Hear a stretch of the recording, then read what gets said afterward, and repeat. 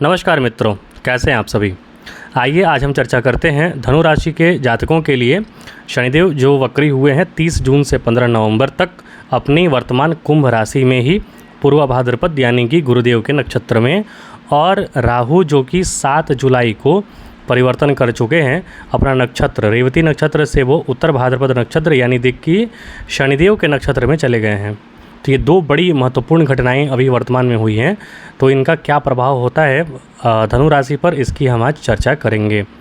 क्योंकि आप राहु जो है वो आपके चतुर्थ भाव में है। चतुर्थ भाव यानी कि आपको घर परिवार से जोड़ के रखेंगे, वहीं पर समस्याएं क्रिएट करेंगे, उसी समस्याओं का आप समाधान करने में लग जाएंगे। तो ये चीज़ें जो हैं यहाँ पर थोड़ी राजनीति भी हो सकती हैं, आपके लिए कैसा हो सकता है आइए हम चर्चा करते हैं। शनिदेव आपके वर्तमान में तीसरे भाव में गोचर कर रहे हैं। वर्ष 2023 जनवरी में आपकी 7.5 समाप्त हुई थी और अभी शनिदेव आपके लिए बहुत ही अनुकूल परिस्थिति में बैठे हैं तीसरे भाव में। यहाँ पर शनिदेव का वक्री होना भी एक तरीके से मतलब अच्छा फल, और उसमें भी अच्छा फल में भी तीव्र गति से जो भी कार्य अटके हुए हैं या फिर कुछ कार्य आप संपादित करने चाहते हैं तो तीव्र गति से वो कार्य होंगे। लेकिन जो वक्री हुए हैं उसमें थोड़ी आपको चुनौतीपूर्ण स्थिति रहने वाली है। आपके पास अपने टैलेंट को निखारने, उच्चाधिकारियों या फिर किसी से भी अच्छे संबंध बनाने का अच्छा अवसर है। बशर्ते यही है कि आपकी वाणी विनम्र होना चाहिए, सौम्य होना चाहिए।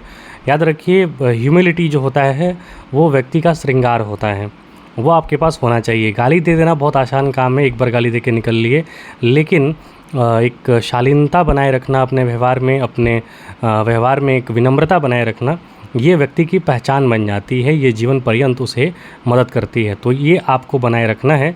इससे आपका सबसे संपर्क भी बनेगा, बड़े बड़े अधिकारियों से संपर्क बनेगा जिससे आप संपर्क बनाना चाहते हैं, और उनसे आपका कार्य भी संपादित होगा।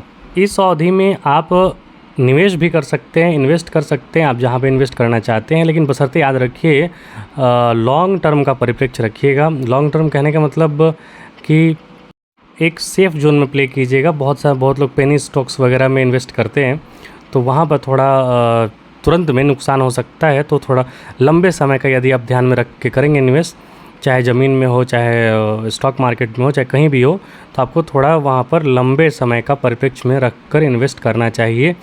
और ये ज़रूर देखना चाहिए कि वो कंपनी कर्ज में है या नहीं।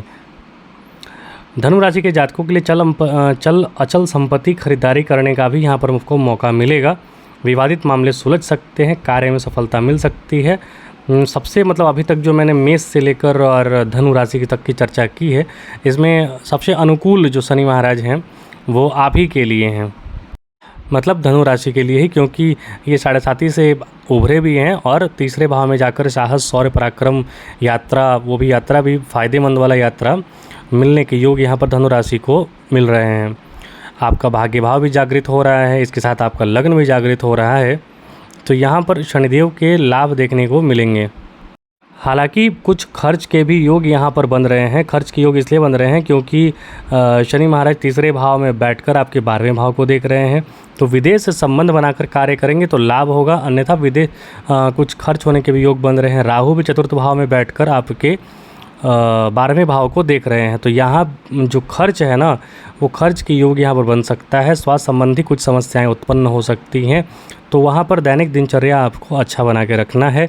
स्वास्थ्य संबंधी अच्छा परामर्श अच्छे लोगों से लेना है, नहीं तो बेकार की जगह डॉक्टर की जगह चल जाएगा कहीं बेकार जगह, तो बहुत सारा आपको इंजेक्शन, बहुत सारा टेस्ट वगैरह फिजूल खर्ची जो है वो बढ़ा सकता है। तो बेहतर है कि धर्म कर्म में आप खर्च कीजिए, धार्मिक चीज़ों में खर्च कीजिए, दान पुण्य में खर्च कीजिए, किसी की मदद में खर्च कीजिए, तो आप वहाँ पर बच सकते हैं। अन्यथा पैसे खर्च होने के भी यहाँ पर योग हैं।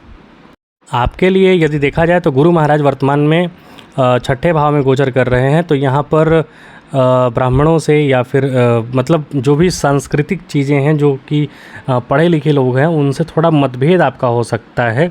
तो वहाँ पर थोड़ा सामंजस्य बिठा के रखिएगा। वाणी में सौम्यता, शालीनता ज़रूर रखिएगा। आशीर्वाद लेने का प्रयत्न कीजिएगा। मंदिर जाइए, बड़े बूढ़ों का आशीर्वाद लीजिए। जो भी आपको सम्मानित लगते हैं उनसे, सम्मानित या फिर ज्ञानवान लगते हैं उनसे आशीर्वाद लीजिए, परामर्श लीजिए, ये आपके लिए अच्छा रहेगा। 14 जो जुलाई है उसके बाद सूर्य महाराज आपके अष्टम भाव में चले जाएंगे। तो वहाँ पर जो अगले महीने हैं वहाँ थोड़ा आपको सतर्कता बरतना है मान सम्मान के दृष्टिकोण से। हालांकि जो 12-13 तारीख को है उसमें मंगल देव जो है आपके छठे भाव में चले जाएंगे, तो आपके साहस और पराक्रम पुनः वृद्धि होगी, आपके अटके हुए कार्य पूर्ण होंगे। लेकिन मान सम्मान या फिर जो कहें समाज में प्रतिष्ठा है उसमें थोड़ी आँच आ सकती है, तो वहाँ पर थोड़ा सावधानी सतर्कता बरतें।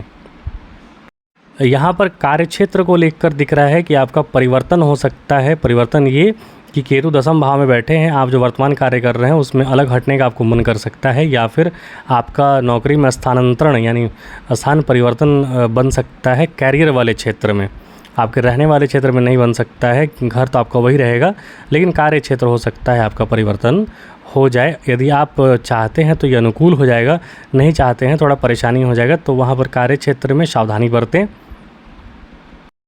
कुल मिलाकर यदि हम देखें तो धनु राशि के जातकों के लिए ये जो गोचर है वो श्रेष्ठ है, ज़्यादा परेशानी कारक नहीं है। फिर भी थोड़े बहुत चुनौतियां तो आपको सामना करना ही पड़ेगा। आपके लिए श्रेष्ठ उपाय है विष्णु सहस्त्रनाम का पाठ आप ज़रूर किया कीजिए, हनुमान चालीसा एक बार पढ़ लीजिए। ये 2 उपाय कर लेंगे आप तो बहुत अच्छा रहेगा, आपका जीवन सुगम और सुखद हो जाएगा। तो बहुत से आपसे मिलेंगे हम मकर राशि के जातक के वीडियो के साथ। कृपया तब तक चैनल को लाइक शेयर सब्सक्राइब जरूर करें, अपना आशीर्वाद जरूर दें। जय हिंद, जय श्री राम।